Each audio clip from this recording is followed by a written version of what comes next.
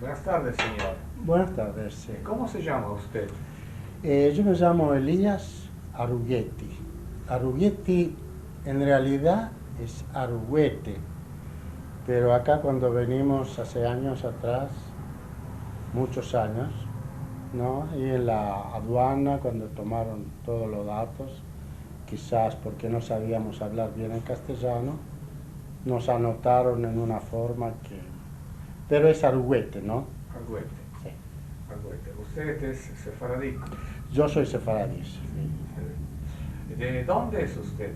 Yo soy de Grecia, nacido en Atenas. En Atenas. ¿Qué edad tiene usted? En estos momentos 64 años, ¿Y cuándo nació? en 1930, ¿Qué día? el 6 de enero. 6 de enero de 1930. ¿Qué hacía su familia en Atenas? Mi familia eran así, ¿no? Yo me acuerdo más, digamos, de mis abuelos, porque vivíamos con mi abuela, mi mamá, ¿no? Todos. Mis abuelos eran vendedores, como acá son esta gente que cuenten y como se dice, ¿no? En general, digamos, toda la familia eran vendedores ambulantes, ¿no? Vendedores ambulantes. Mi mamá trabajaba en alguna fábrica y nosotros éramos chiquitos, a veces íbamos al colegio, ¿no? Y a veces no. ¿Por qué a veces? Y porque la situación económica a veces no lo permitía. No lo permitía, entonces uno salía a trabajar de chico. Yo salí a trabajar de muy chico. Tenía más de 6, 7 años no tenía, que yo me acuerdo que ya empecé a trabajar, ¿no? ¿Y qué puede hacer un chico de 7 años? Mire, cuando hay necesidad puede hacer mucho. Puede hacer mucho. Yo trabajaba en un mercado de abasto. Un chico ayudaba cuando venía la fruta, cuando venían los melones, las sandías, todo, descargar de los camiones, todo. Y yo así trabajé allá, le digo, ¿no? Hasta que pude irme de Grecia a otro país, calcule, ¿no?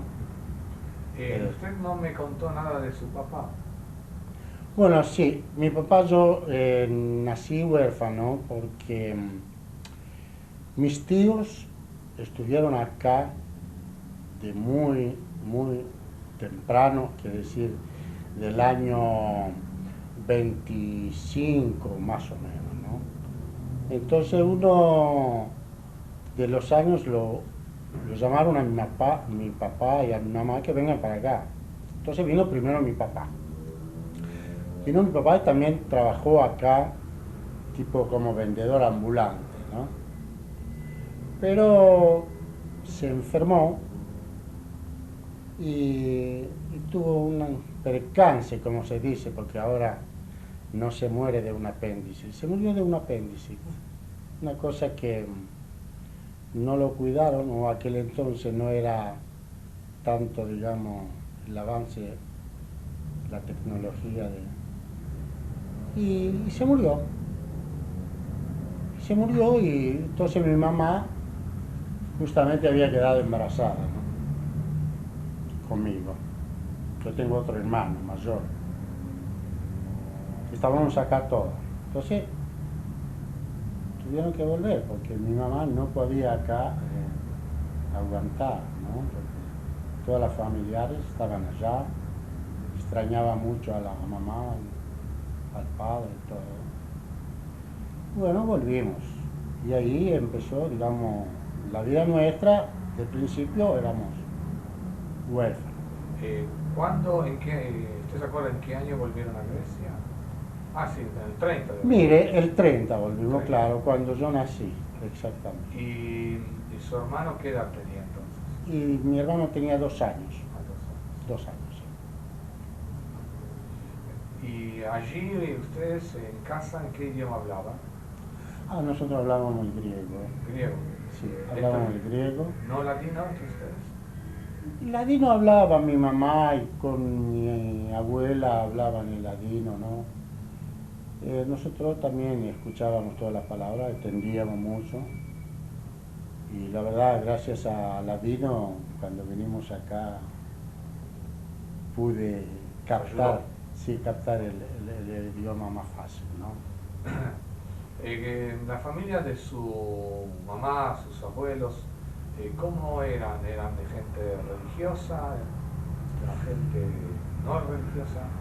Mire, en general, en el ambiente que yo viví con mi familia y los que no eran familiares míos, no éramos religiosos fanáticos, pero sí que respetábamos todo, digamos, toda la religión, las fiestas. ¿En el Shabbat trabajaban? El Shabbat no, no se trabajaba. Me acuerdo bien la fiesta, por ejemplo el Pesach. Pesach, me acuerdo que había en mi casa 2 juegos de ollas, 2 juegos, todo eran 2 juegos para que cuando venía la noche de Pesach, únicamente caseros. Y la tradición la manteníamos, íbamos a la Keilah, que nosotros decimos, ¿no? Íbamos a la Keilah todos los sábados, sí. Pero no como para rezar, no sé, íbamos allá para estar en la Keilah. Yo al menos no rezaba, ¿no? Quizás mis abuelos rezaban, ¿no? ¿Usted recibió alguna educación religiosa especial? No, especial no, religión no. Sí que en el colegio a donde íbamos era un colegio judío, Ah, eso sí, que lo mantenía la comunidad ahí, la gente de bien, la gente que podía mantener un colegio, ¿no? Y ahí teníamos, digamos, a nuestro profesor, ¿no? Que era para enseñarnos en hebreo, pero nada más que otra religión así, no, sino el idioma hebreo. Sí. ¿Usted se acuerda algo de cómo era la vida en aquella época? Sí, me acuerdo bien, me acuerdo muy bien. Nuestra vida era una vida muy difícil, muy sacrificada, ¿no? Muy pobre, ¿no? Me acuerdo bien que vivíamos en un inquilinato de 25, 30 casas ahí, con 2 baños para toda esta gente, sin cocinas, solamente habitaciones, ¿no? ¿Eh? Y nosotros teníamos una habitación que vivíamos mis 2 hermanos, mi padrastro, que después mi mamá trató de hacer su vida. O sea, después hubo otro chico, Después hubo, sí, 2 hermanos. dos hermanos. Sí. Tuve 2 hermanos, muy chicos, calculé aquella época. Y bueno, para nosotros era una cosa normal. ¿Y qué hacía su padrastro? Mi padrastro trabajaba en guarda de colectivos, de los, en aquel entonces nosotros teníamos los trolebús y los colectivos, ¿no? Él era guarda, ¿no? Y vivíamos todos en un ambiente, ¿no? Imagínense, ahora yo recapacito y digo, pucha, ¿cómo puede una familia vivir en una habitación? Pero la gente no se quejaba, no nos quejábamos. Y vivíamos una vida bastante pobre, ¿no? ¿Usted se acuerda, por ejemplo, qué comían en aquella época? Sí, me acuerdo porque yo estaba mucho en mi casa. Estaba mucho en mi casa porque mi mamá salía a trabajar entonces yo quedaba a cargo de mis hermanitos. Del mayor no, porque el mayor estaba mucho con mi abuela, ¿no? Pero yo quedaba en casa, yo cocinaba, sí. Cuando yo volvía del mercado, porque mi mamá se iba a las 2 de la tarde, trabajaba, de 2 a 10 de la noche. ¿Lo dijo que trabajaba en una fábrica? En una fábrica, sí. ¿En fábrica de qué? Sinceramente no me acuerdo, no me acuerdo. Pero ella trabajaba en la fábrica y yo en casa sí, cocinaba. Hacíamos mucho berenjenas porque comíamos todo lo que yo traía del mercado. Yo traía muchas cosas, ¿no? Traía berenjenas, traía bamia, traía chaucha, tomates. Una de las comidas que hacíamos muy seguido, que le gustaban a todos, eran estos tomates que lo que me daban a mí eran los pasados, ¿no? Pero era justo bien para hacer una salsa, ponerlo en la sartén, poner un par de huevos arriba y era una rica comida, ¿no? Inclusive ahora la estamos comiendo acá. Y muchas otras comidas, ¿no? Muchas sopas, invierno, muchas sopas, mucho pescado, esto así.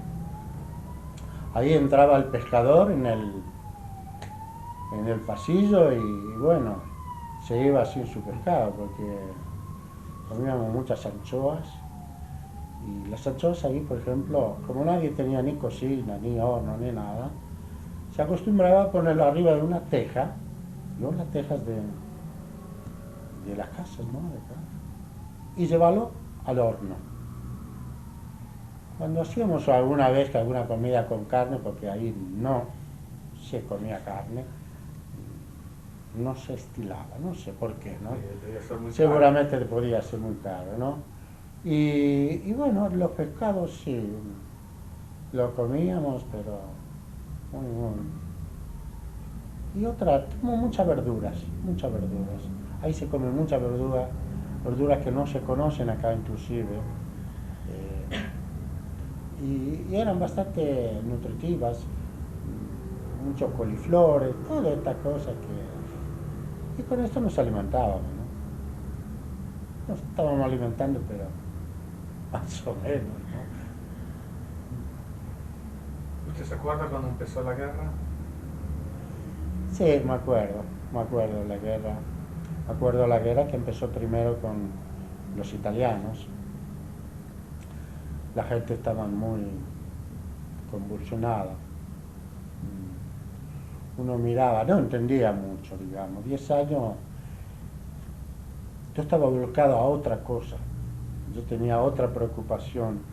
Entonces la preocupación era para tratar de ganarse el día. Entonces no entendía mucho de la guerra. Pero después sí, porque cuando empezaron a venir los aviones y los bombardeos ya... ¿Bombardearon Atenas? Sí. Ya automáticamente uno empieza a abrirse los ojos de que tienen que cuidarse. Cuando las sirenas tocan ya tienen que irse en algún refugio. Pero la guerra la sentimos, ¿no? La sentimos con los bombardeos porque inclusive mucha gente conocida se murieron, mucha gente conocida, sí. ¿Alguno de su familia fue al ejército? Al ejército no, mi padrastro, sí, con el tiempo con la guerra de Italia fue mi padrastro, era joven todavía, pero no, mis hermanos no, porque nosotros éramos todos chicos, ¿no? Y familiares, creo que no, algunos, no familiares, porque no me acuerdo. Mis tíos eran gente ya mayores, ¿no? Yo los veía todos mayores, no sé por qué, ¿no? Inclusive ahora, cuando yo le cuento a mis hijos, digo, no, acá la sandía y los melones son chiquititos, les digo. En Grecia, los melones eran así. La sandía, los higos eran así. Yo lo veía todo grande. inclusive ahora. Así que era muy chico, ¿no? ¿Se acuerda cuando entraron los italianos? ¿Se acuerda cómo fue la vida? Sí, sí, sí, sí, me acuerdo porque justamente nosotros vivíamos en un sector donde estaba la estación de ferrocarril, ¿no? ¿Cómo se llama ese barrio? ¿Se acuerda? El barrio es el gasómetro, ¿no? Porque justamente ahí había un gasómetro como acá que hay, ¿vio? Guardar el gas. Se llamaba el gasómetro y ahí también estaba el mercado de abasto. Era un lugar bastante, pero muy cerca estaba la estación de ferrocarril, como la cabecera Sí. ferrocarril. Y bueno, de ahí venían todos los camiones que bajaban de los trenes, todo, y pasaban por nuestra calle, ¿no? Y nosotros los chicos lo veíamos. ¿Usted se acuerda cómo se llamaba la calle? ¿Dónde vivía? A donde yo vivía, sí, se llamaba Hierá O2. O2 es, quiere decir, calle. Hierá es santo, un santuario, O2 santuario. Me acuerdo en donde vivían mis tíos también, me acuerdo de las calles, todo. ¿Vivían cerca? Vivían cerca, sí. Un par de cuadras vivía mi abuela con mis tíos en una casa. ¿Abuela de parte de mamá? De parte de mi mamá, sí, sí. De parte de mi papá no, porque ellos eran de Turquía. Mi papá, los descendientes de él son de Turquía. Y ahí tenía todos los familiares de él, que yo no los conocimos. Por la muerte ya se abrió Claro. la familia, pero estábamos con la familia de mi mamá. Una pregunta, ¿usted no se acuerda si su mamá tenía ciudadanía griega? Nosotros éramos con ciudadanía griega. ¿Usted tenía que...? Sí, sí, sí. Mi mamá era nacida en Grecia, por eso. Ahora mi papá no. Mi papá era turco, ¿no? De Turquía. ¿De dónde? Era de Esmirna. Espera. Sí, era de Esmirna. Él y toda la familia, inclusive, claro, todos mis tíos de acá, que yo conocí acá, eran todos de allá. De allá, también. Bueno, ¿qué se acuerda de ese primer tiempo de la ocupación italiana? ¿Fue duro? Sí. ¿Molestaban a la gente? ¿Cómo? Bueno, yo lo que escuchaba, ¿no? Porque a nosotros, los chicos, digamos, y los grandes de nuestra familia, de principio no nos molestaban.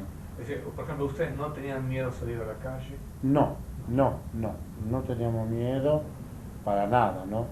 La gente hacía su vida, escuchábamos tiros a veces, pero no sabíamos de dónde provienen, ¿no? Pero en varias oportunidades yo vi cómo se generaban los tiros, pero no era específicamente, digamos, represión, ¿no? En el punto a donde yo vivía había gente de mal vivir, digamos, gente tipo ladrones, yo los llamaba ladrones, pero eran ladrones momentáneos, ¿no? Eran tipos que, por ejemplo, en una curva saltaban arriba de los camiones alemanes para poder ver qué es lo que hay adentro y tirarlo todo afuera. Nosotros no los llamábamos robo ni a esta gente los teníamos rencor o odio a los ladrones, ¿no? Porque era la situación. Ahí se robaba para poder vivir. Y bueno, había gente que robaba una manzana y había gente que saltaba en los camiones bajar una goma. Imagínense una goma en tiempo de guerra, el valor que tenía, o un tanque de nafta, o cosas que... Y bueno, y a veces se encontraban adentro algún alemán que estaba cuidado, y bueno, los tipos se tenían que bajar enseguida y el otro del camión empezaba los tiros, pero era tan rápido, que se bajaban con una velocidad de 60, 70 kilómetros y se bajaban corriendo en velocidad del camión y dejaban el camión. Quiere decir que en ningún momento se caían esta gente. Entonces, ¿cómo fue la relación con los italianos?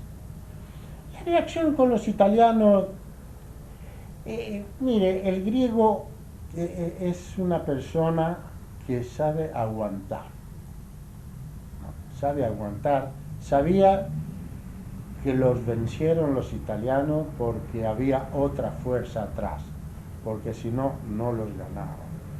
Entonces, lo dejaron atrás, no tenían otro remedio, ¿no? Y aparentemente la vida con los italianos no era una vida así de temor. Al contrario, se estaban acostumbrándose, digo yo, ¿no? Porque una ocupación, o te tenés que acostumbrar o te tenés que rebelar y ya estás muy cerca de la muerte. Pero aparentemente, dentro de lo que yo podía entender, ellos los aguantaban y ellos no eran tan malos, ¿no? Yo lo digo porque nosotros nos acercábamos ahí en los restaurantes a donde comían ellos, como para pedir algo, alguno de la comida, ¿no? O si no, si nos podían dejar entrar a tocar los tachos que ellos tiraban la comida, porque nos hacía falta, porque era tremenda el hambre. El hambre, ahora que me acuerdo, nos daban 30 gramos de pan por persona por día. Así que yo con 30 gramos, que es un pedacito así, ninguno podía, ¿no?, vivir. Entonces teníamos que salir ya para conseguir comida de cualquier forma. Cualquier forma.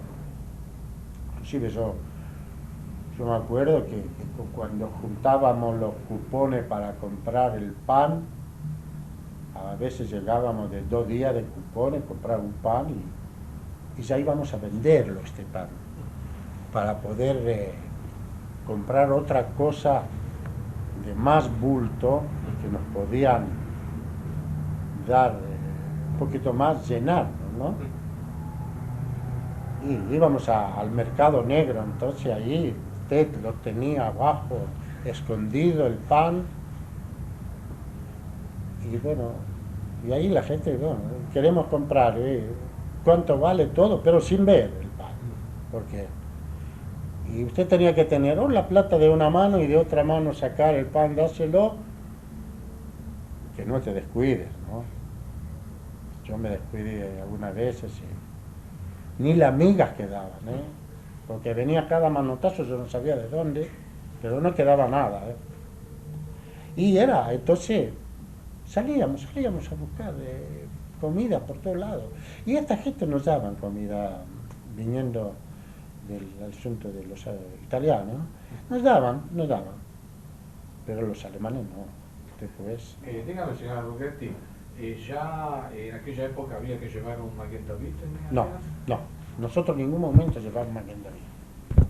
Nosotros éramos libres completamente, gente que no nos conocían inclusive que estamos judíos, ¿no?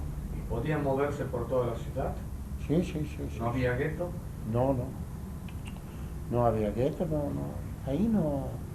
La colectividad no era en Atenas con un tamaño como para que hagan un gueto, ¿no?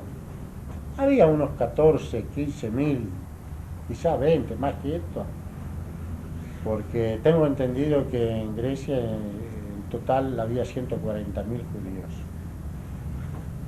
Entonces, yo calculo que más de 20 no había en Atenas, porque había otras zonas, Salónica, que había una concentración de judíos muy, muy grande. Y alrededor también de Atenas, de Salónica, en las islas, en Creta, donde inclusive vienen mis familiares, todos mis abuelos vienen de Creta, ¿no? Sí, son nativos de Creta. Y muchas islas, Corfú, Rodas, muchos griegos ahí y muchos judíos, muchos judíos. Entonces, en la época de los italianos no había que llevar Magen David, no había gueto. No, no había. Se sentía antisemitismo. Mire, se sentía porque judío, yo creo que en toda la parte del mundo al judío lo llamaban judío. ¿Cómo dicen en griego judío? Hebreo. Hebreo.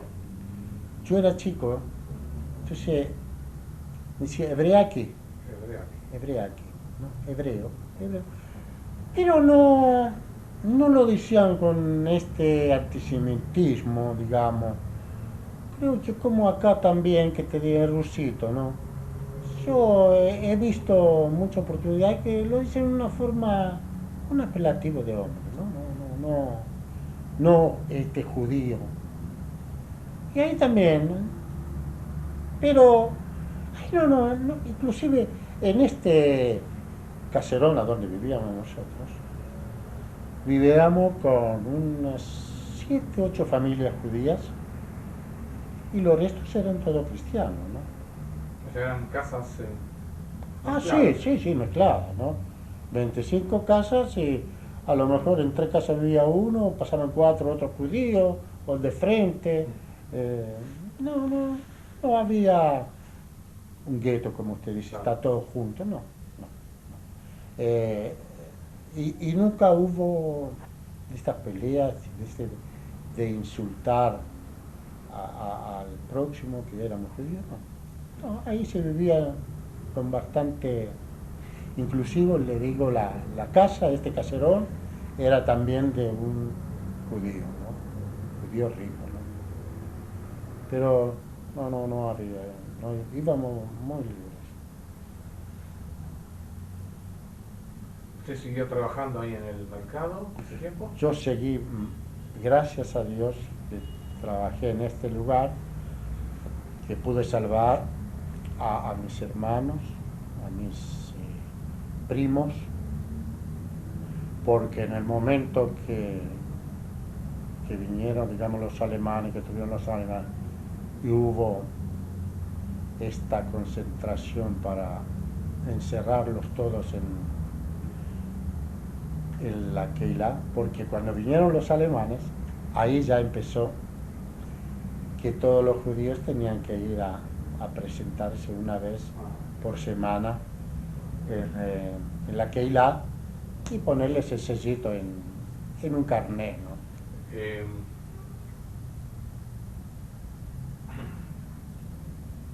En ese momento comenzó el cambio, ¿no? ¿Usted se acuerda? Claro. ¿Qué pasó? ¿Cómo fue eso? No, porque el cambio vino cuando ya estaban los italianos. Quiere decir que vinieron los alemanes junto con los italianos estaban. Después de un pequeño lapso, los italianos se empezaron a retirar. Así que fue una cosa como una especie de una amortiguación. Vinieron ellos y como seguían las cosas para los griegos, pero para nosotros no, ya cambió, porque ya vinieron órdenes de presentarnos ahí en la Keilah todos los viernes a la tarde, y bueno, y ahí le ponían un sellito y se iba la gente, pero sin ningún...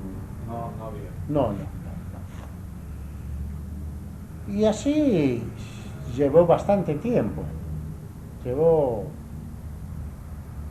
si no me equivoco, más de un año y medio, ¿eh?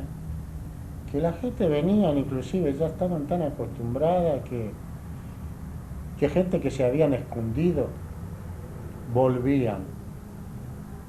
Porque mi mamá se fue a esconder, mi mamá la agarró pánico. Calcule el pánico que nos dejó con mi abuela. Y bueno, Yo, ¿Habían escuchado algo que pasaba claro, en el sí, lugar? sí. Ya habían, porque yo no creo que una madre deje a sus hijos por así nomás. Ellas Pero eran grandes y ellos sabían ya qué es lo que está pasando en otra en parte. Europa y ahí pasaba esto, ¿no? Pero ella se fue a esconder mucho tiempo no teníamos noticia y ya habíamos dejado esta casa donde vivíamos. Sí, Se fue a vivir con los abuelos. fuimos a vivir con unos abuelos.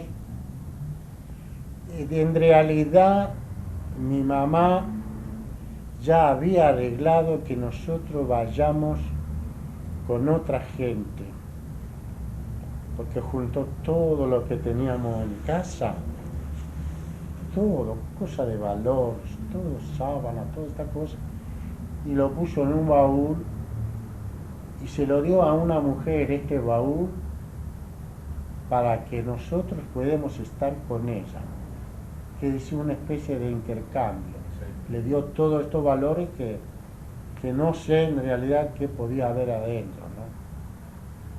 No éramos tan ricos, pero parece que lo que podía haber ahí adentro tenía algún valor, ¿no? ¿Y esta gente que eran? Esta gente era cristiana. Eran cristianos, eran griegos. Sí, era cristiana, sí. Pero yo tuve muy poco tiempo ahí. No, yo no podía aguantar, ¿no? Porque a su vez esta gente tenía un restaurante, entonces yo estaba trabajando ahí con mis otros hermanos. Estábamos comiendo. Mira, esto no era comida. Sobras. Esto era la sobra.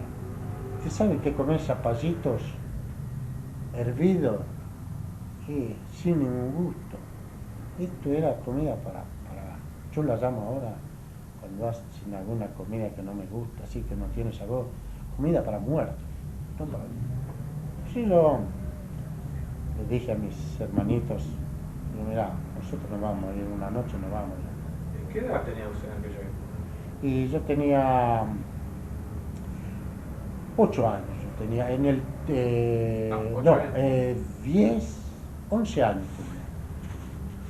11 años, justo, ahora me acuerdo. Sí, vale, eso cuando empezó. Sí, 11 años tenía. Y bueno, y como yo tenía este puesto, no de trabajo, porque a mí no me pagaban, no me daban plata, ¿no? A mí me daban todo lo que llegaba en el puesto, tenía una bolsa, yo llevaba, aparte me daban toda la cosa. En verano era toda cosa, fruta, no nos faltaba nada, ¿no? En invierno toda la cosa que es para comida, todo. Entonces me decidí una noche de irme y fui a verlo al encargado, no al dueño, al encargado, porque él me mandó cuando el día que agarraron a todos los judíos, era un viernes, entonces él me dijo, mira, andate con tu familia que lo están atrapando, por lo menos andate con tus padres o con tu... Y yo cuando fui a mi casa vi que todo esto se desarmaba, uno se iba para acá, otro se iba para allá, otros ya los habían agarrado, era un pánico total, ¿no? Entonces me alcancé de llevar un par de frazadas y unos colchas que había. Me fui a verlo de vuelta llorando, digo, mire, sabe que los agarraron justamente a todos y no sé qué hacer, y yo estaba con mis hermanitos, ¿no? Todavía no habían aparecido mis primos, ¿no? Entonces me dice, toma la llave y anda al depósito donde está el camión y quédense allá, que yo le voy a traer comida. Y ahí estuvimos unas 2, 3 semanas, hasta que, como sabían mi hermano, que yo trabajaba allá, fueron a buscarme. Y él les dijo, miren, está allá, vayan para allá. Entonces vinieron mis dos primos, nos quedamos todos ahí. El hombre nos traía comida, nos veía, siempre venía a verme, ¿no? Hasta que un día me dice, mira, no sé, si querés salir vos, en el mercado a vos no te va a pasar nada porque yo ya les hablé a todos, que no te llamen judío, que te llamen por tu nombre. Sí, bueno, dice. ¿Y cómo lo llamaban? Y bueno, después me llamaban con mi nombre. ¿Elías? Elías. Bueno, Elías Elías es un nombre griego. es un nombre griego. Entonces de ahí, bueno, la verdad, lo veía yo los alemanes ahí dentro del mercado, ¿sabe cómo, no? Pero nadie me llamaba más judío, ¿no? O era un poquito, qué sé yo, aventurero lo que yo estaba haciendo, pero no tenía conciencia, le digo la verdad.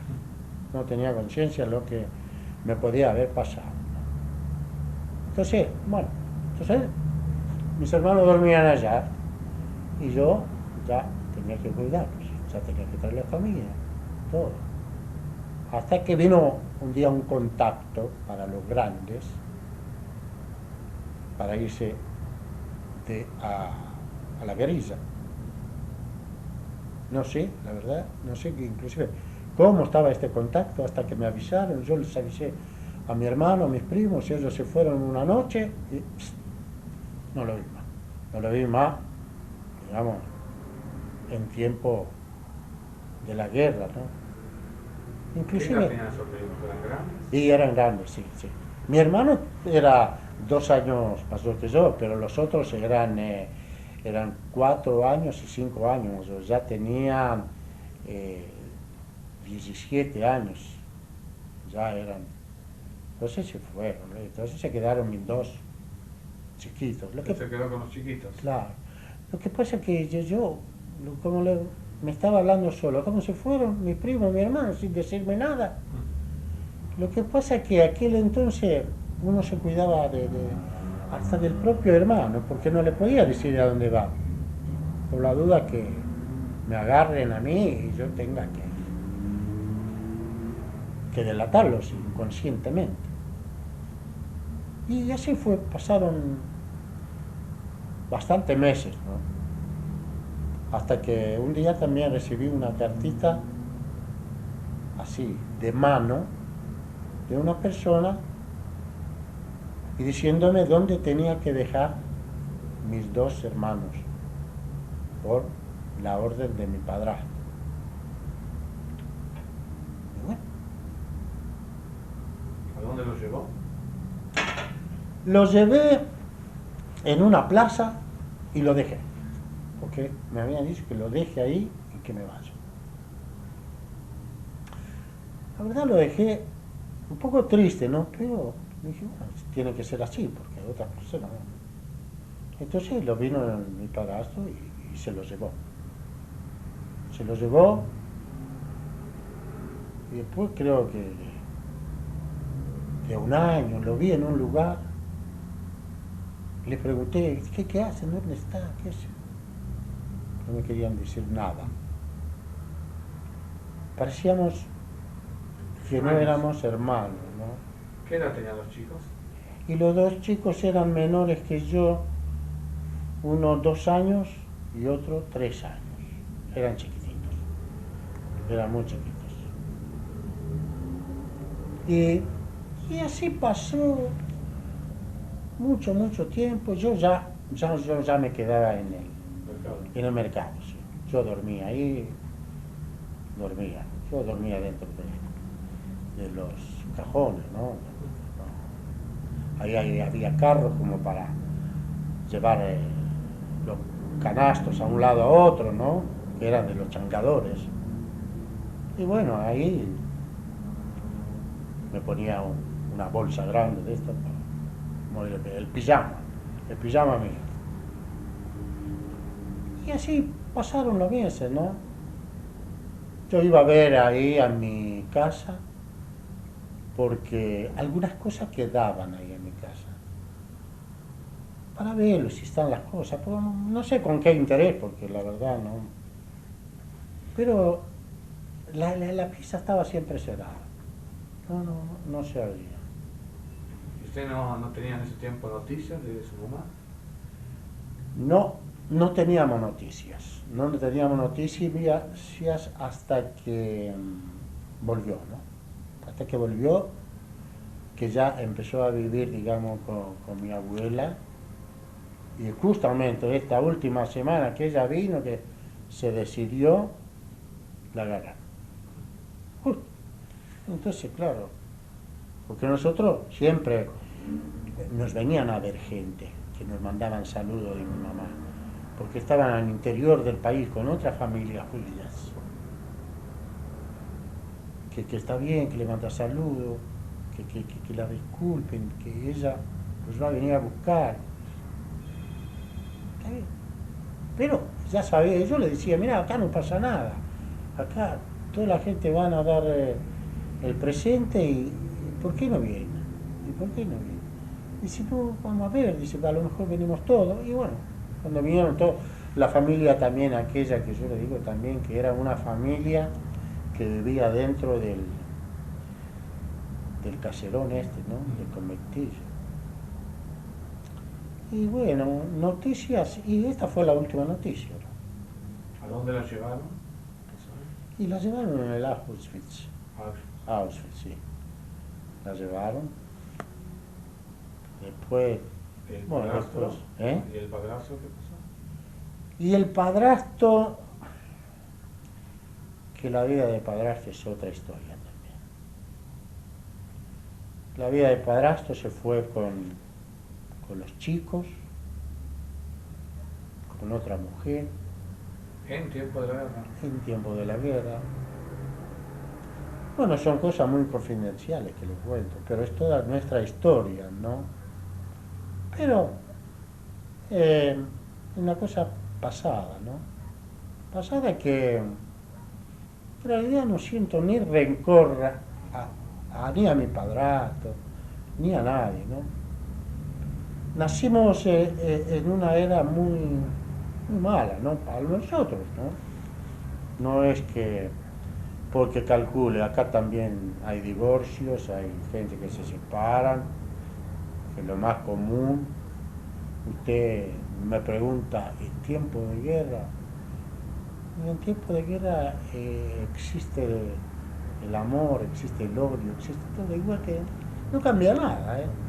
Yo he visto cosas que, gente que se casaba, gente que se divorciaba, gente que se moría, gente que estaban contentos. Es decir, la guerra es una cosa... La vida sigue igual. Dentro de la vida, sí, la vida sigue igual. Sí.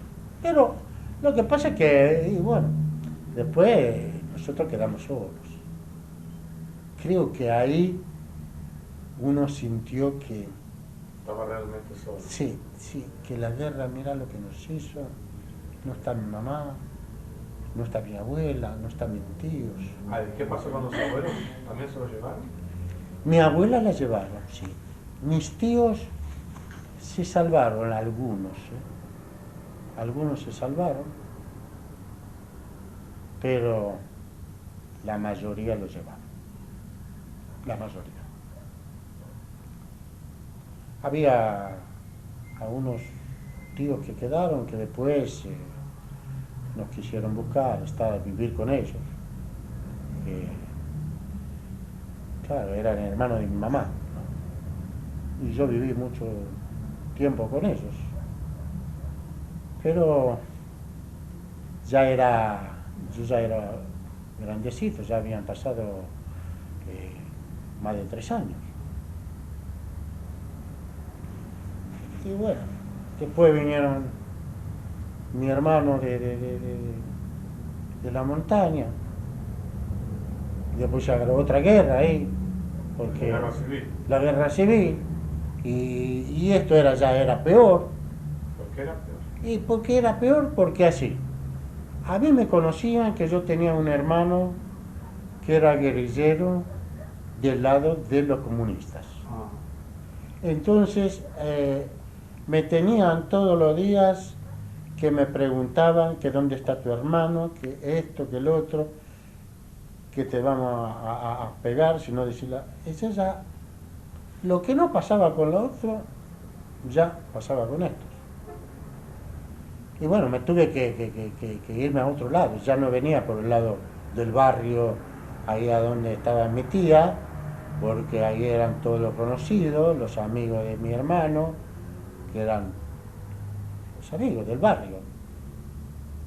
Entonces ya los otros ya estaban de la otra parte, ya, los guerrilleros reales. Claro. Entonces se hizo un desastre. En estos 45 días de guerra civil, me parece que murieron más gente allá adentro de lo que los alemanes Los podían. griegos mataron a más griegos que alemanes. Y sí, porque ahí se mataba cuando había una represalia. Si no, la guerra estaba afuera. Estaba con los guerrilleros, en la montaña, todo. Pero en la ciudad, usted le mataba a un alemán, ellos te mataban 20 griegos. Entonces se sabía. Entonces estaba un poco tranquilo, no mataban mucho, ¿no? Pero después, cuando vino la guerra civil, pero este era un desastre. Pero desastre. Usted no sabía por dónde le viene la bala. Si de atrás, si de adelante, si es amigo, si es enemigo. Era bravo. Era muy bravo. Pero había que aguantar todo, ¿no?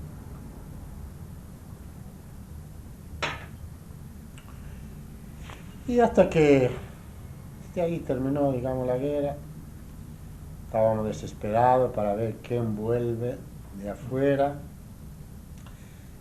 Todo había, ¿cómo se dice? Noticias falsas y noticias verdaderas. Que tu mamá la vi caminando para allá, que a tu abuela yo estuve con ella, hablaba con otro. No, si yo la vi que la llevaron para el crematorio. Entonces había esta incertidumbre, porque estábamos pegados todos los días en la Keilah, ahí venían todas las noticias en la pared, quién volvía y quién vivía y quién no vivía. Pero a veces no eran ciertas, porque la gente se tomaba la noticia por otros que venían. Entonces, había muchos familiares míos que eran del mismo apellido y del mismo nombre. Entonces yo no sabía si era mi mamá, si era mi prima, o si era un familiar segundo primo, porque ahí teníamos primo segundo, primo tercero, teníamos hasta quintos. Éramos, la colectividad ahí y la familia ahí siempre era unida, ¿no? Por eso uno conocía al primo lejano. Y bueno, hasta que uno se quedó ahí bastante tiempo para ver verdaderamente si volvía un familiar directo, la madre o el padre o el hermano o la abuela, ¿no? Por mi lado, no vinieron los más íntimos, que eran mi mamá, mi abuela, algunos tíos. Volvieron primos, sí, eso sí, ¿no? Que cuando volvieron, ya ellos me dijeron la justa, que no espere porque no vive, ¿no? Y bueno, lo tomamos tan natural, como si uno hubiera nacido así, sin madre y sin padre. Porque todo el proceso, ya de chico, ya era todo un proceso, y no digo triste porque yo triste nunca era, ¿no? Pero veía acontecimientos que me estaban haciendo duro, ¿no? Porque ya tiene que ser un chico duro a mi edad, que vi tantas cosas, que inclusive yo para llorar me tienen que echar gota. Y sí, porque uno se hace duro, ¿no? Ahora no, porque cuando terminó la guerra usted tenía 15 años. Claro, cuando terminó tenía 15 años. Entonces ya tomaba otra conciencia de lo que es la guerra, cómo ya moría gente, entonces que se quedaba solo, esta familia, casas derrumbadas, en pleno bombardeo, digamos, nosotros estábamos, yo al menos, con mi hermano estaba en la calle, estaba en Pireos, que a donde este lugar lo bombardearon. Pireos es el puerto. Yo estuve en sí, conozco. sí, allí lo bombardeaban, pero constantemente. Y bueno, nosotros veíamos cómo las bombas se caían a 50 y a 100 metros. Y ver lo muerto. Pero ver lo muerto del hambre era peor, porque ver muerto de una bomba que se cayó y lo mató, le cortó una mano, bueno. Pero ver muerto del hambre, porque yo le estaba comentando a usted que nosotros íbamos a los tachos buscando la comida, porque si usted no buscaba a los tachos, usted moría de hambre. ¿Y sabe cómo era morir de hambre? La persona se hinchaba primero, se hacía gordo, era así, se hacía gordo. Y a las 24 horas usted lo veía que ya estaba tirada. Entonces usted veía tirados en las calles, pero se pasaron los camiones de la municipalidad todos los días, pero tirando los cadáveres como nada. Eso ya después de la guerra. No, durante la guerra. Durante la guerra. Sí, durante la guerra, porque el hambre feroz era durante la guerra. Yo le decía que este pedacito de pan que nos daban a nosotros era durante la guerra, no antes de la guerra. Antes de la guerra éramos pobres, pero comíamos. No, yo digo, sí, ese hambre también siguió después de la guerra. No, ese hambre no siguió después de la guerra. Quizás un lapso de un par de meses hasta que vino la ayuda internacional de la Cruz Roja, ¿no? Que enseguida empezaron a mandar bolsas de todo, ¿no? Comida, latas de esto, lata del otro, lata de esto, ¿no? Garbanzos, ¿no? Muchos garbanzos, muchas arvejas que yo ni la puedo comer ahora porque tengo arvejas. Pero la gente por lo menos después se descompuso, ¿no? Pero la guerra, ya les digo, era algo, un desastre. Usted no podía dar, por ejemplo, yo me acuerdo bien, venían los carros, porque había camiones muy pocos, que no había nafta en el tiempo de guerra. Entonces veía los carros que venían de las quintas trayendo zanahorias, acelgas, esto, lo otro, ¿no? Y bueno, ¿cómo se pone en un carro? Bueno, hasta que llegaban en el mercado de abasto, no sé si llegaba con la mitad. Y porque la gente se acercaba y se agarraba una zanahoria. Y un pedazo, y lo agarraba y lo comía así como venía. El hombre que manejaba pegaba un latigazo así sin ver, ¿no? Porque era una cosa que se comprendía, ¿no? Por eso la gente moría cuando ya no se nutría bien, se inflaban y morían. Entonces por eso nosotros íbamos de cualquier lado, ellos rayaban los quesos, porque a los italianos les gustaba mucho, ¿no?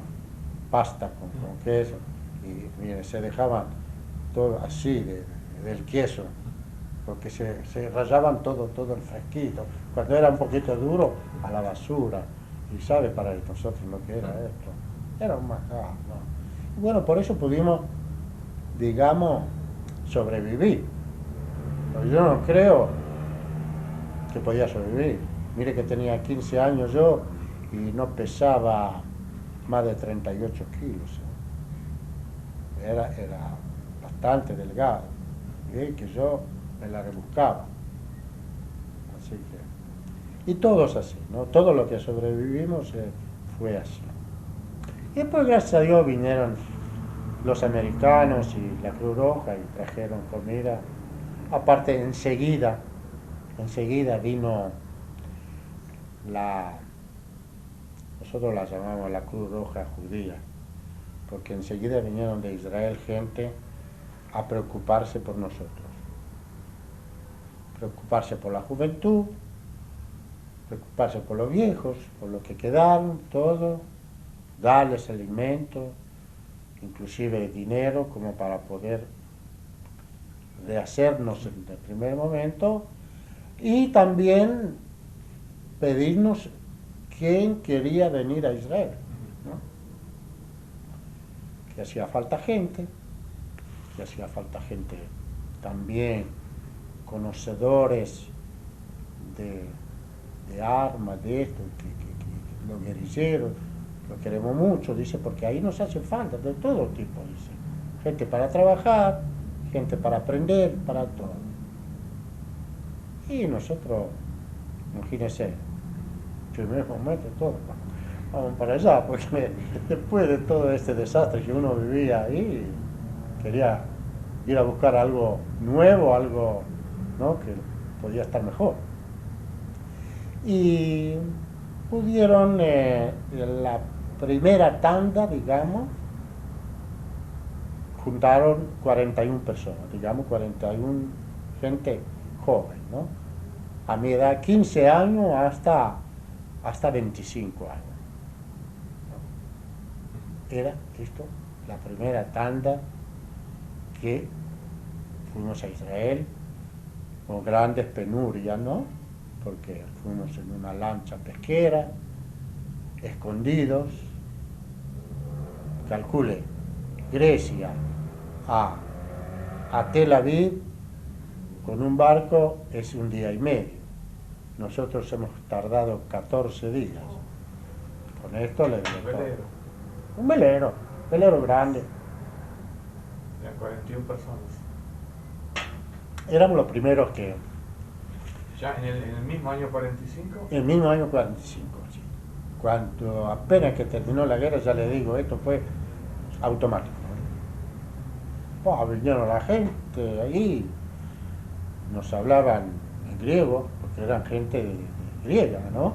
Griega judía que vivían en Israel, mucha gente que se habían escapado, digamos, por intermedio de Turquía, y de ahí pasaron a Egipto, o pasaron a Siria, a Líbano, y entraron, porque aquel entonces no estaba el problema, porque estaba Palestina, no estaba todavía el Estado, ¿no?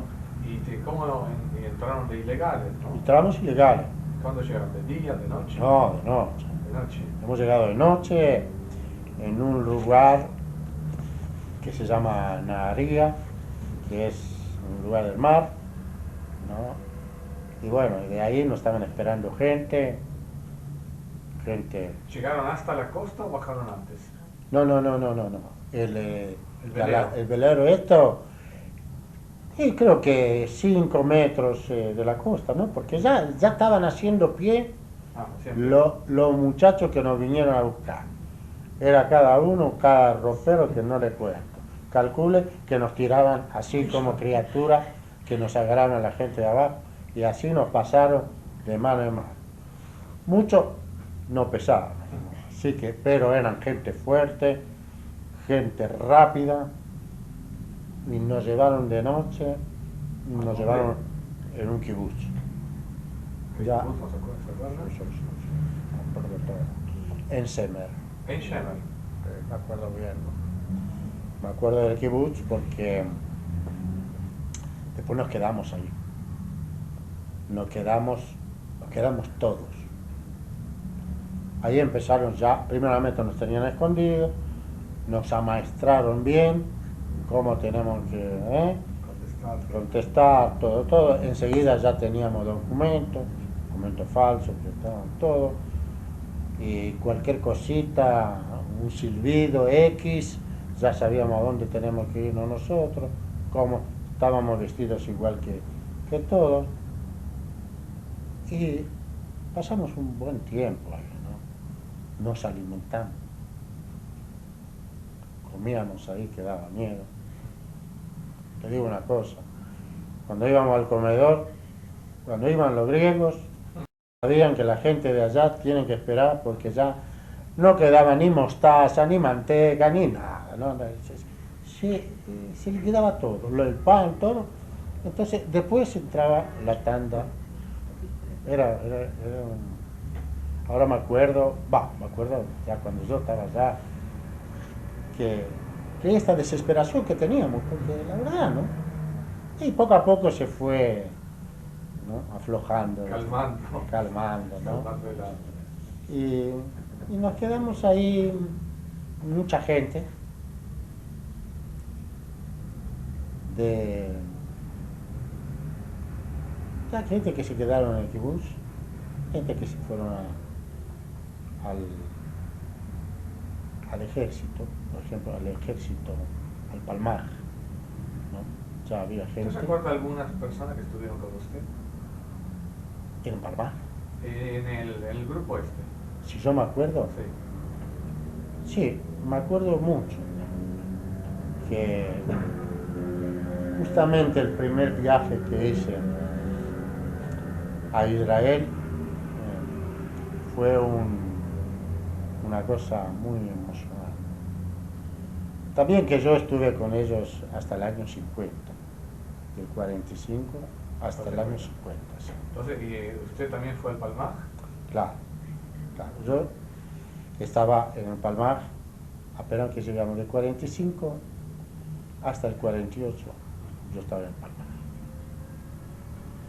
Después tuve un pequeño lapso que fui a la ciudad, pero inmediatamente nos llamaron porque ahí venía el 48, que es donde fue la independencia. Entonces, ¿y dónde combatieron en la época de la guerra? Mire, en la época nosotros éramos del Palmaj y combatimos toda la parte norte, ¿no? Éramos todo de la Gueleta Sáhar Sí. hasta Metula. Nosotros estábamos allá, la base nuestra de los griegos era en Shemer, era nuestra casa. Nos querían mucho a nosotros porque respondimos inmediatamente a lo que es ser judío, ¿no? ¿Y con Ivrit cómo se arreglaron? ¿Aprendieron rápido? Sabe, muy rápido aprendimos, muy rápido. Yo creo que no pasaron 3, 4 meses que sabíamos ya hablar en inglés. Aparte nos daban algunas clases, sí. Daban algunas clases, pero después, porque usted está encerrado en un ambiente donde se habla griego, y ahí se acabó, ahí tenés que... Entonces con el grupo nuestro hablamos en griego, pero cuando íbamos a trabajar, o cuando íbamos a estar en ciertos lugares, teníamos que hablar con el hebreo. ¿En qué trabajaba usted, se acuerda?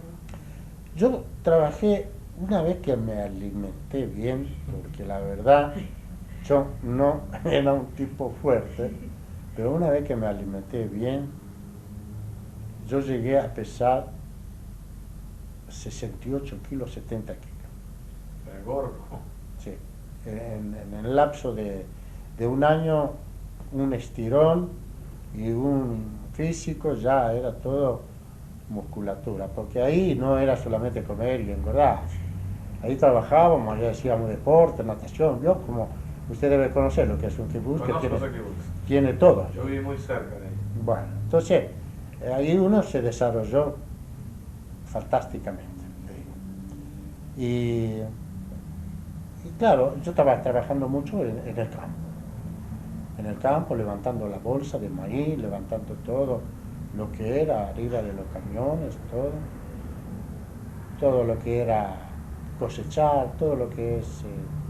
porque en el kibutz no lo tapan solamente con un trabajo, ya lo van rotando con todo para que usted sepa hacer todo, hasta lavar un baño y hasta trabajar en la fábrica dentro del kibutz. Así que estábamos muy prácticos en todo, manejar todas las máquinas, tractores, porque nos vieron que éramos gente que podíamos quedarnos allá, digamos, darnos una mano, porque aquel entonces se necesitaba una mano. Y nos quedamos así ahí hasta que un tiempito fuimos a la ciudad porque el grupo nuestro habían ido otra gente y la estaban pasando mejor, no mejor, sino que ya no tenían que trabajar todos los días, levantarse como en el kibutz, que hay que levantarse, hay que trabajar. Entonces la trabajan diferente, tenían el dinero, una persona occidental que no está acostumbrada a vivir colectivamente le llama mucho la atención. Entonces, claro, uno dijo, bueno, vamos a la ciudad. Y estuvimos muy poco tiempo a la ciudad, pero siempre estábamos atados nosotros, atados con el grupo de Palmar. Digamos, era una cosa que ya venían las órdenes de reunirnos, de acompañar un convoy, porque ahí se habían hecho los colectivos, los habían puesto todo blindado, pero no era un blindado no blindado, no, era con unas chapas, ¿no? Pero nosotros acompañábamos, dentro del blindado acompañábamos, digamos, los camiones que iban a los kibbutzim del norte, que necesitaban todo para alimentarse, ¿no? Y así fue que un día nos hicieron una emboscada, pero yo tuve esta suerte, la verdad, porque era un viernes que íbamos a acompañar un grupo ahí de 14 camiones justamente a Geleta Sajar, ya teníamos que ir hasta arriba de todo, ¿no? Pero no, era una cosa común, ¿no? Y yo justamente me agarra un dolor de muela este día, pero entonces a mí me dice, vos no vas a venir porque te vas a ir al dentista. ¿Cómo era? No pasaba nada, está bien, así me dice, te quedabas vos acá, ya había casas que nosotros podíamos pernoctar ahí. O sea que solamente con una llamada ellos nos abrían la puerta, nos daban como hijos de ellos, ¿no? Porque la edad que yo tenía. Y bueno, fue una emboscada que les hicieron a nuestra gente y ahí de 40 que era todo el grupo que iba en compañía, se salvaron 4. Así que yo digo suerte porque estoy vivo, ¿no? Si no, no sé si iba a estar vivo. ¿Usted conoció a David Eliezer? No. Así que estuvimos siempre en contacto, digamos,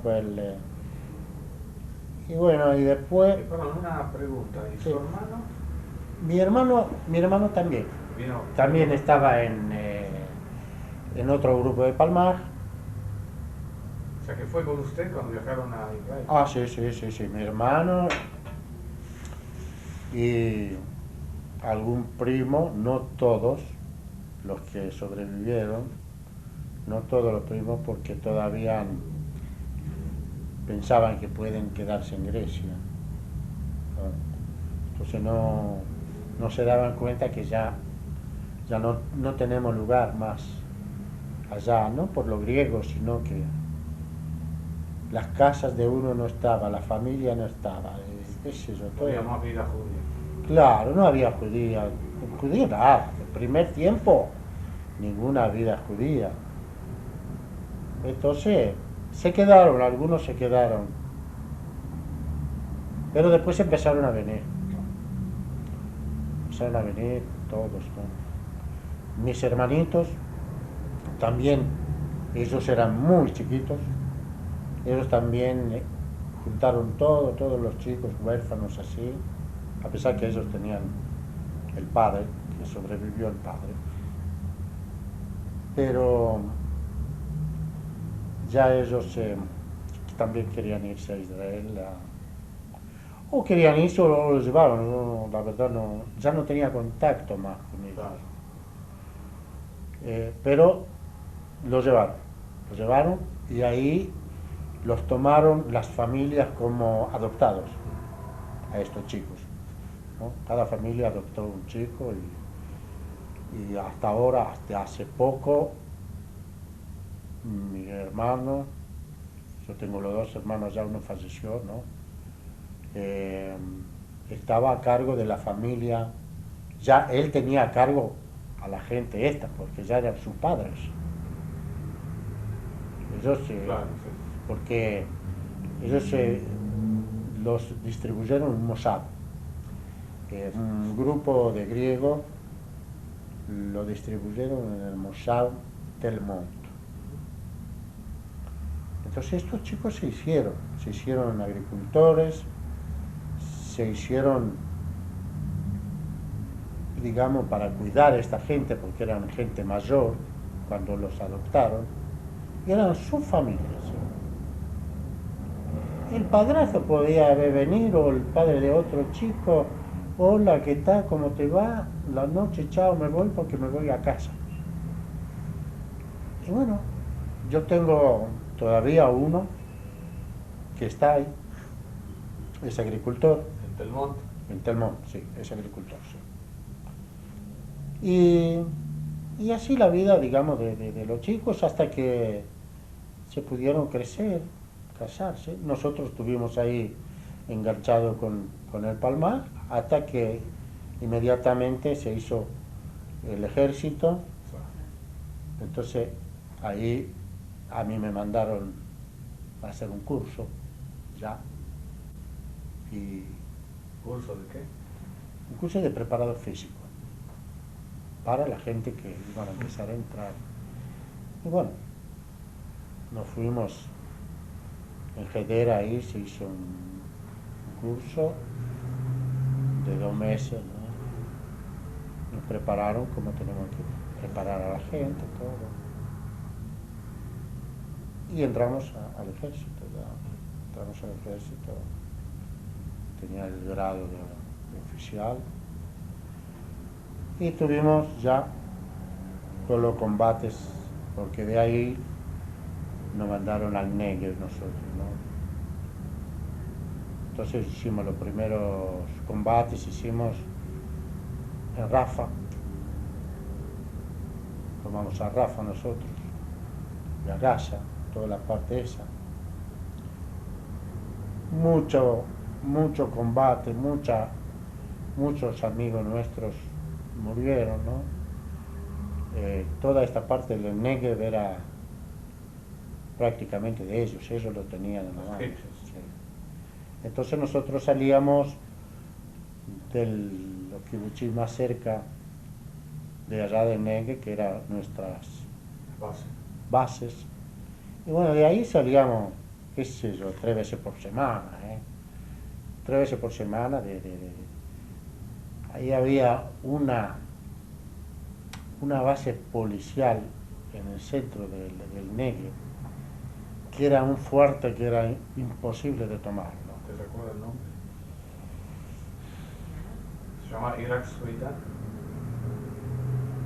¿Kurikat? No.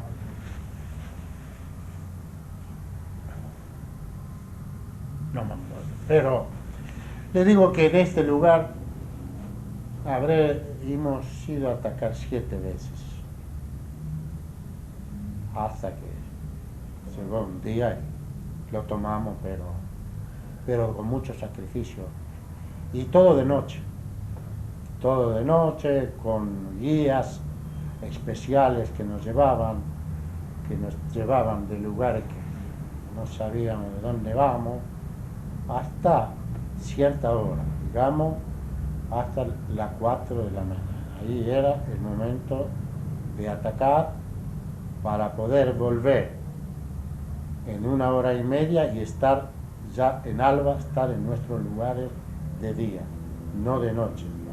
Porque de noche tampoco podías entrar en ningún kibutz, aunque usted podía darle la señal ¿no?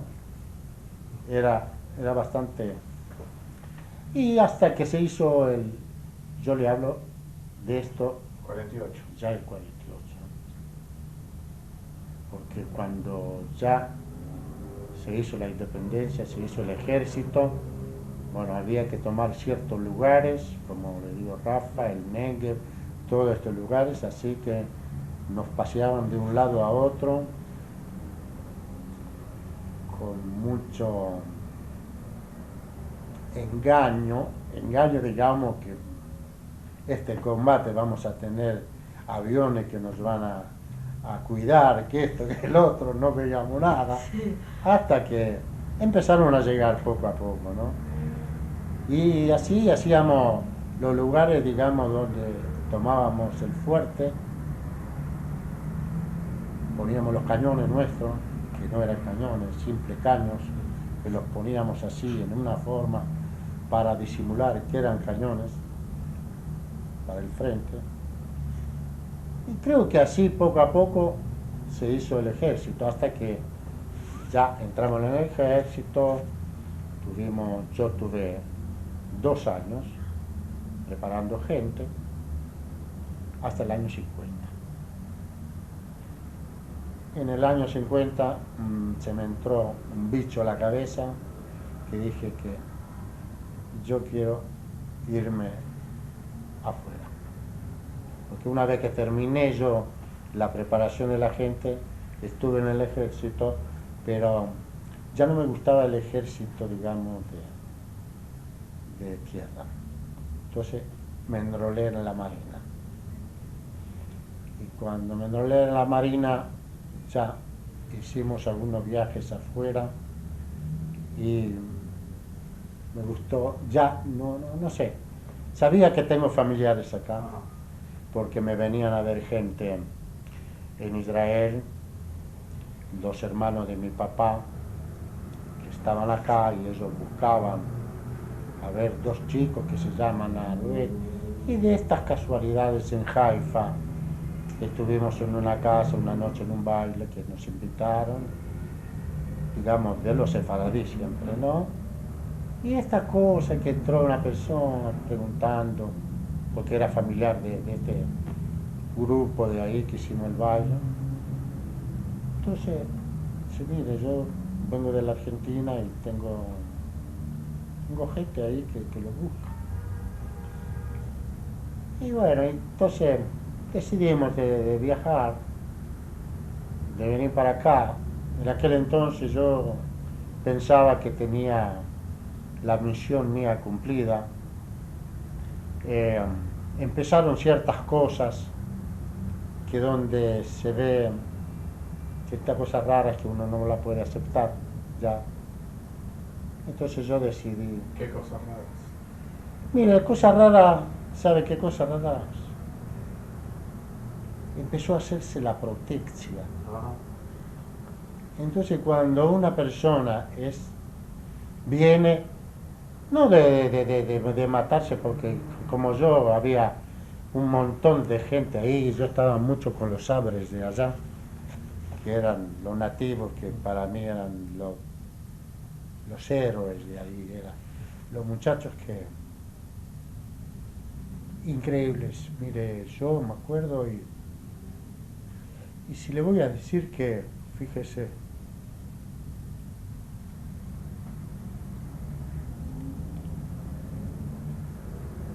yo le dije que soy duro para llorar, ¿no? Pero cuando me acuerdo de estos muchachos,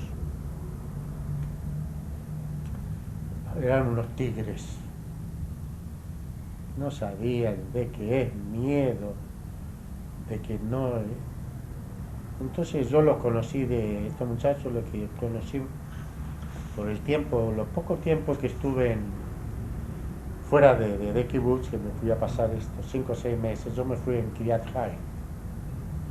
Entonces yo me amoldé ya con el grupo sionista ahí, que eran los muchachos de la Shomer HaTzair, que a su vez eran todos palmares. Y se dio esto que ya el grupo yo me hice con ellos.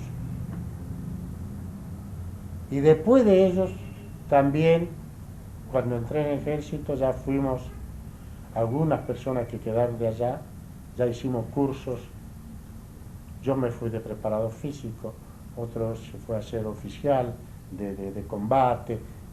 Las pocas personas que quedaron, que cuando yo volví, uno era general, otro eran todos gente, calcule. En nuestra época, entonces, yo me acuerdo de esta gente y ellos también de mí, porque los encontré a varios sobrevivientes, digamos, de la guerra. Y bueno, imagínense lo que era. Más que tenía fotos de ellos, y cuando yo estoy en una casa y viene a visitarme una persona, porque ya sabían que yo llegaba, por intermedio de los griegos, de los amigos nuestros griegos, ¿no? Que nosotros éramos un grupo que vino de Grecia, que quedó este grupo. Y los griegos eran como acá, pueden decir, nos necesitaban para ir a sacar los árabes de un lugar a donde trabajan, árabes en un lugar judío, para dar trabajo a los judíos. Bueno, ¿qué van a mandar? Me mandan a los griegos. Si le mandaban a los griegos, nos presentábamos ahí al dueño, nosotros queremos trabajar. No tenemos trabajo. Nosotros queremos trabajar porque usted tiene los árabes acá, y bueno, usted saque los árabes y nos toma nosotros. O nos toman por bueno, nos toman por las malas. Y así entrábamos en muchas cosas. Entonces, estaban muy conocidos allá, muy conocidos en el puerto, que trabajamos muchos, que la colectividad no es... Llevaban claro.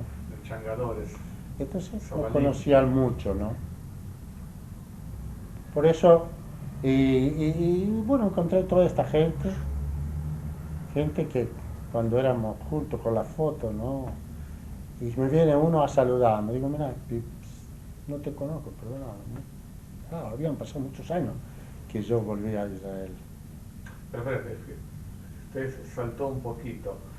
¿Cómo llegó a la Argentina? ¿Cuándo llegó a la Argentina? Yo llegué en la Argentina en el año 50. Después que yo terminé en el ejército, digamos, pedí permiso de venir para acá. Y ellos me dieron un permiso provisorio,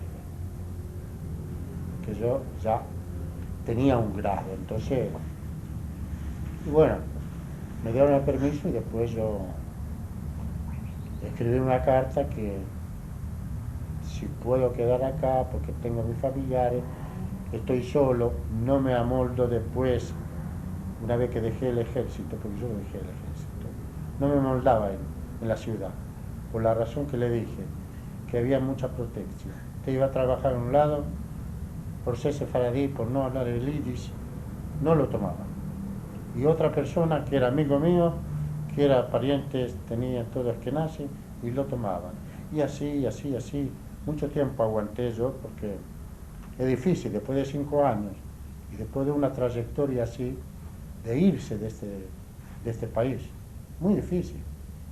Pero el único, digamos, trabajo mío que podía estar era en el puerto.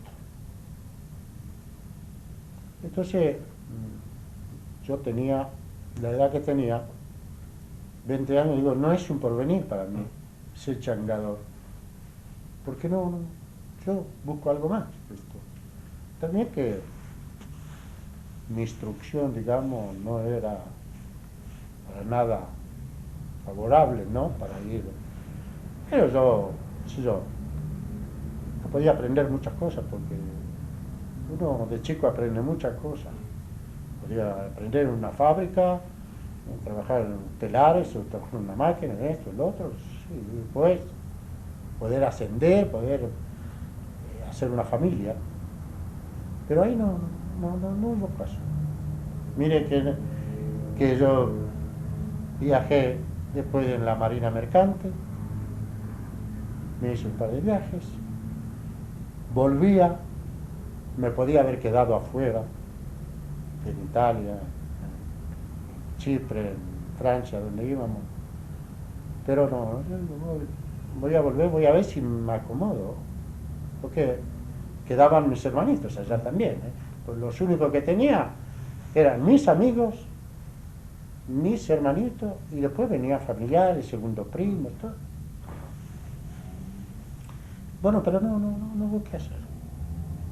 No hubo qué hacer, y entonces, pues esa es una cosa rara que usted lo debe conocer. Entonces vino a Buenos Aires, a casa de estos parientes. Sí, me hicieron todo el papelerío, mis tíos. ¿No tuvo problemas para entrar acá? No, porque me lo hicieron todo legal. No tuve ningún problema. Gracias a Dios llegamos acá. Tenía otras expectativas también acá. Porque cuando uno está en Europa, después de la guerra, todo América, ¿no? América, Sudamérica, Norteamérica, para uno era todo igual. Entonces, mi tío ahí, qué sé yo, no me dijeron, ya me mandó plata, y digo, bueno, por lo menos voy a estar gerente de alguna de la empresa que tiene, qué sé yo, cajero, esta cosa que uno... Fantasías. Pero cuando llegamos, ya mi tío se dio cuenta porque el único bagaje que teníamos era una valijita de 40 por 50, era toda la cosa que traíamos. Entonces mi tío, cuando me vino a recibir, no lo conocía, ya de foto. Pero ¿El tío era qué? el hermano de mi papá. Hermano de papá. Dos tíos del hermano de mi papá acá. Que a donde eran, cuando estuvo mi finado padre, también estuvo con ellos. Entonces, bueno, imagínense, para ellos, como fuera para mí también en este momento, recibir unos sobrinos que quedan desamparados. Bueno, vinieron a recibir en el puerto, ¿no? Llegamos con un barco que tardó como 45 días para llegar acá. Pero cuando uno tiene 20 años aguanta cualquier cosa, ¿no? Y bueno, yo todavía bajé con pantalón corto, porque verano, en Israel se acostumbra mucho el pantalón corto. Entonces vine en pantalón corto, con unos bigotes así, ¿no? Bigotes palmados. Y mi tío se quedó un poquito emocionado. Yo estaba esperando ver la limusina que íbamos a entrar, que fue mi hermano, ¿no? Ah, vino con su hermano. Ah, sí, Hermano mayor. hermano mayor, sí.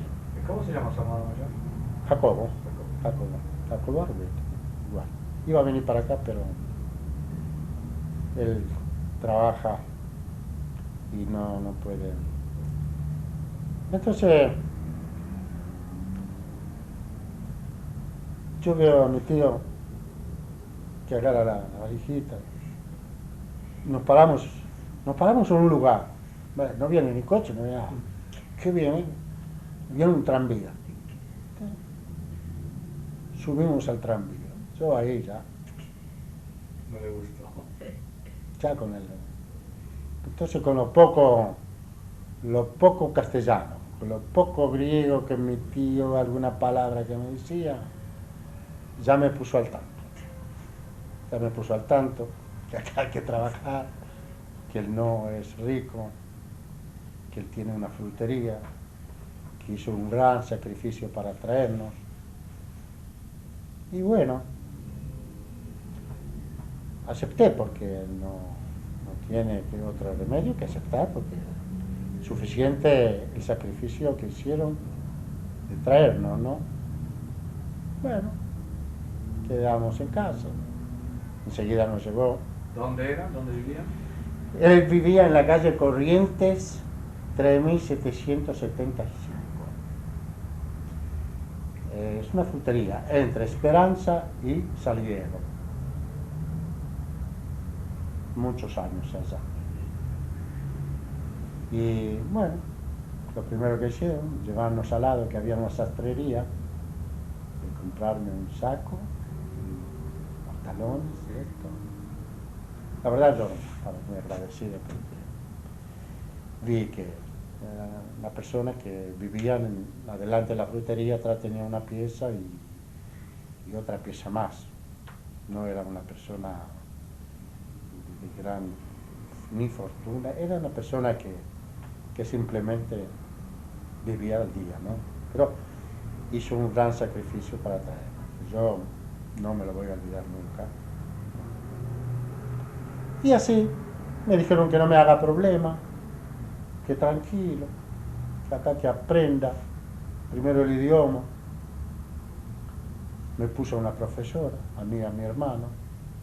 A mi hermano, claro, como son dos hermanos mis tíos, el mayor fue con mi tío, el otro, y yo me quedé con una familia, con mi otro tío. Bueno, me puso una profesora, así, bastante tiempo. Sí, después me iba yo en una escuela, en la noche, como para aprender lo elemental, digamos, hasta que yo pude hablar el castellano, ¿no? Después del trabajo él me decía, no te apures que vos tenés tiempo para trabajar acá, no te va a faltar. Aparte de decirme, ¿qué quieres hacer? ¿De qué quieres trabajar?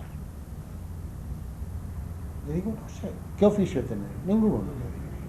Y bueno, me dice, yo lo que te aconsejo, que aprendas un oficio. Que después, dice, que te sirva o no te sirva, que hagas otra cosa, no importa. Pero vos aprendes un oficio. Bueno, efectivamente, uno de los familiares tenía una fábrica de guantes. Entonces yo fui ahí de aprendiz. Fui de aprendiz haciendo cosas, ¿no? Entonces ahí la gente me miraba, el gringo, ¿no? No sé lo que me daban, 2 pesos por día.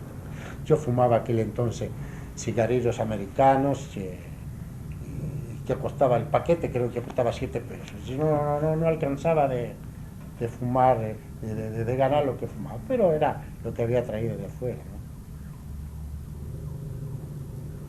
Y así empecé a entrar como aprendiz, lo que me daban, ya mi tío me dijo, no tengas pretensiones, lo que te den, te den. A vos no te falta nada, acá tenés para comer y para dormir. Vestido, zapatos, todo tenés. Unos pesos yo te voy a dar para que fin de semana vayas con tu primo, porque tenía mis primos acá, todos, a la edad que era edad mía. Tenés para bailar, tenés para irte a donde quieras.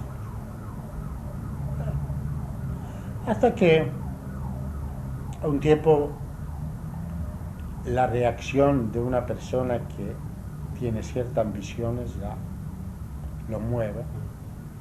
Bueno, entonces yo lo enfrenté al dueño de la fábrica sin que sepa mi tío. Le dije que me tenés que dar algo de plata porque te estoy haciendo un trabajo más que la persona que está trabajando acá igual que yo. Y bueno, entre una cosa y otra cosa, me dije, bueno, yo me voy entonces. Y así fue, me fui. A mi tío no le gustó porque era familiar, pero yo le dije, tío, no te hagas problemas, que yo no le hice nada mal al hombre. Yo trabajé como 7, 8 meses, a ver que aprendí algo, pero yo le fui fiel todo, no le toqué nada, toda la cosa bien, no puede tener ningún motivo para... Y así fui a otro lado a trabajar, también trabajé otros 6 meses más. Después entré en una fábrica, también de aprendiz, donde el capataz tuvimos una aceptación mutua, digamos, ¿no? Él, como gringo, de donde venía, también era paisano, y así se simpatizó conmigo. Trabajé de ahí como 1 año y medio. Bueno, un día me dice, ¿no te querés salir de acá conmigo para hacer un taller? Bueno, le digo, mira, yo no tengo problema, yo no tengo problema, porque yo tenía un kiosquito que un primo mío me había ayudado antes de de dejar la fábrica, que había ido a ver un primo mío acá. Y él era el caramelero de los teatros y de los cines. Era una persona que tenía varios kioscos y estaba muy bien. Y era primo, ¿sabes? Ya vivía frente, era primo tercero, pero en Grecia vivía frente nuestro. Nos conocíamos todos. Mira, me dice, ¿vos qué juntaste de tu trabajo que estás trabajando acá? Y yo digo, me junté 1.000 pesos. No, está bien, mucho no es porque vamos a comprar un kiosquito, dice, vale 24.000 pesos. Dice, así que el resto te lo pongo yo, me lo vas a devolver. Y así tenía una entradita ahí, ¿no? Aparte de lo que trabajaba. Yo salía del trabajo y me iba al kiosco, que estaba mi hermano trabajando, también a su vez él trabajaba en otro lado. Y combinábamos, ¿no? Y bueno, así fue que un día me hice un taller con este hombre, que tuvimos muchos años juntos. Nos separamos muy bien, porque no daba. Muy amigo mío, vivimos muchos años juntos así. Falleció, ¿no? por una cosa, pero quiero decir que este hombre también me dio un empujón como para independizarme, ¿no?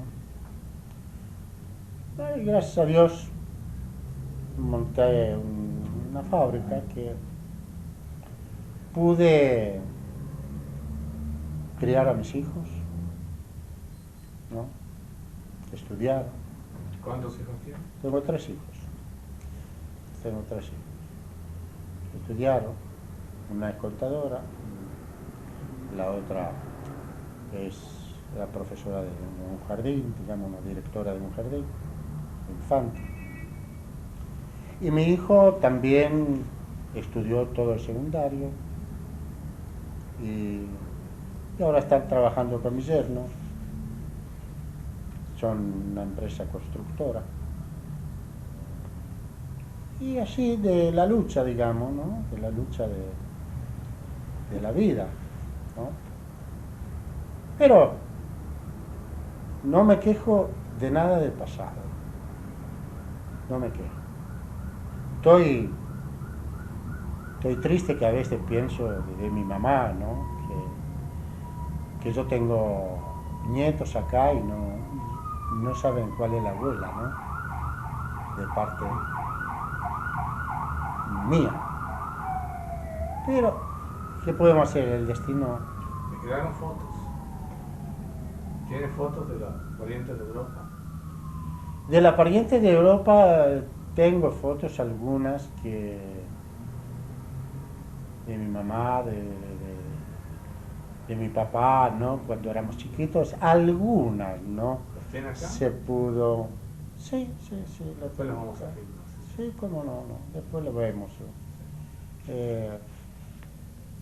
El recuerdo es muy pequeño, ¿no? Porque, claro, no había esta posibilidad de como para tener fotos como acá, que se sacan fotos, que esto, que el otro, en cualquier cumpleaños.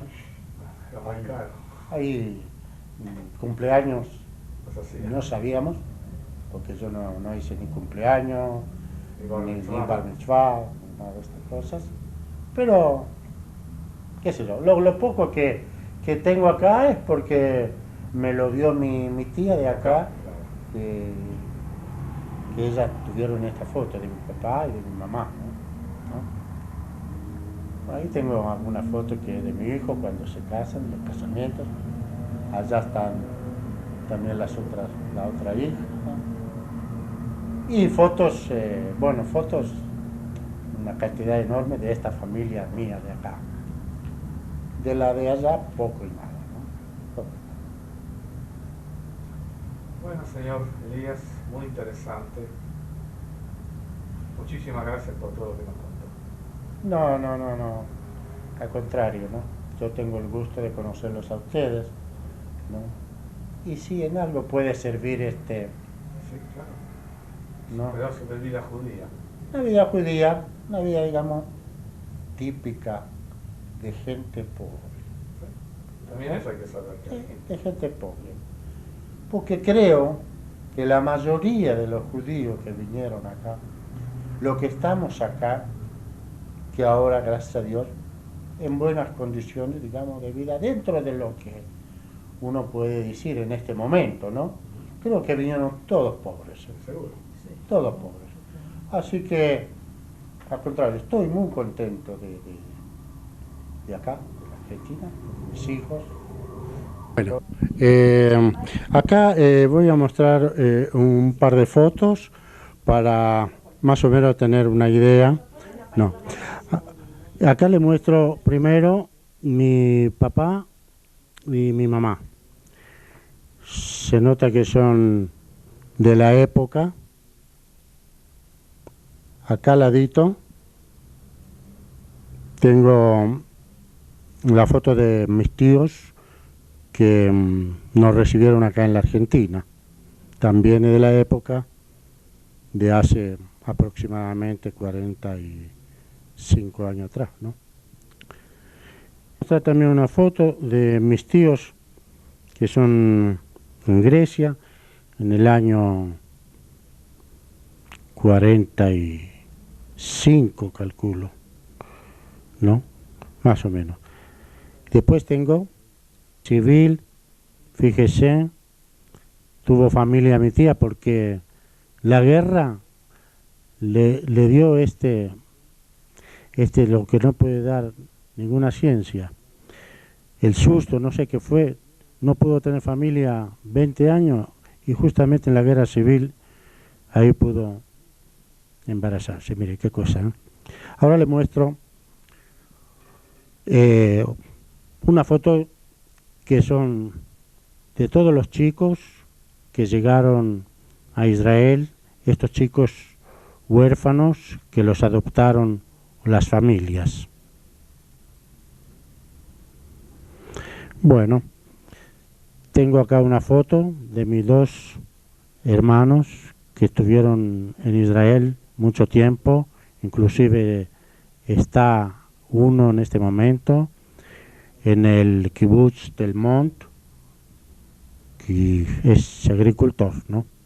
El otro falleció, así que bueno, le muestro alguna foto más de la banda, digamos, del grupo de los griegos que habíamos llegado.